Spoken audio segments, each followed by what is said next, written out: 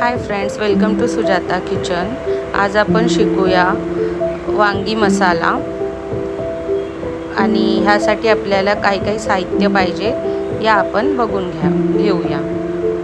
पहिलं तर आपल्याला असे वांग्या पाहिजेत आणि चांगलं कट करून बघावं की त्याच्यामध्ये किडे वगैरे तर नाही आहे। त्यानंतर काही साहित्य आपल्याला पाहिजे, बघू शकता तुम्ही, आलं, लसूण, खोबरं, हिरव्या मिरच्या, शेंगदाणे, कढीपत्ता,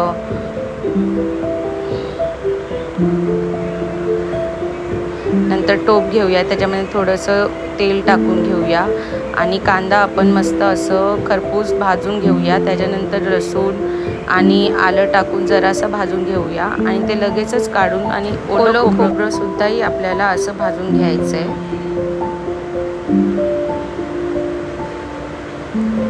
भाजल्यानंतर टोप घ्यायचं, मिरी, जिरा टाकून घ्यायचे आणि जे वांगं आपण कापून चिरून घेतलं होतं ते टाकायचे, ते सुद्धा खरपूस भाजून घेऊया।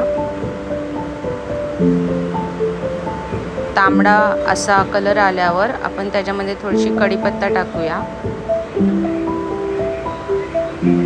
कढीपत्ता टाकल्यानंतर जे आपण मसाला वाटून घेतलं होतं ते मसाला सुद्धा आपल्याला ॲड करायचा आहे।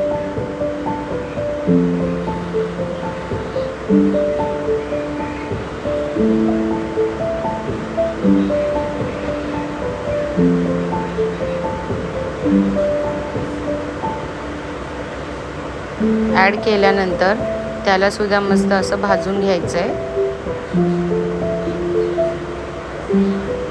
तेल सुटल्यानंतर आपल्याला काही गरम मसाले आणि घरचे मसाले पाहिजेत। लाल तिखट, घरची मसाले, हळद, थोडंसं गरम मसाला आणि थोडीशी गरम पाणी टाकून मिक्स करून घ्यायचं आहे आणि ढाकून त्याला एक 10 मिनटासाठी सोडून द्यायचं आहे। चवीनुसार मीठ टाकायचं आहे।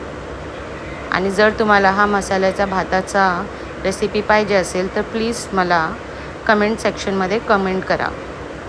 10 मिनटानंतर आपण बघितल्यावर मस्त असं तेल सुटलेलं आहे। आपलं वांगं मसाला रेडी झाला आहे। मस्त असे भाकरीसोबत आपण खाऊ शकतो। आणि जर तुम्हाला माझे व्हिडिओ आवडले असतील तर प्लीज लाईक, सबस्क्राईब आणि कमेंट नक्कीच करा।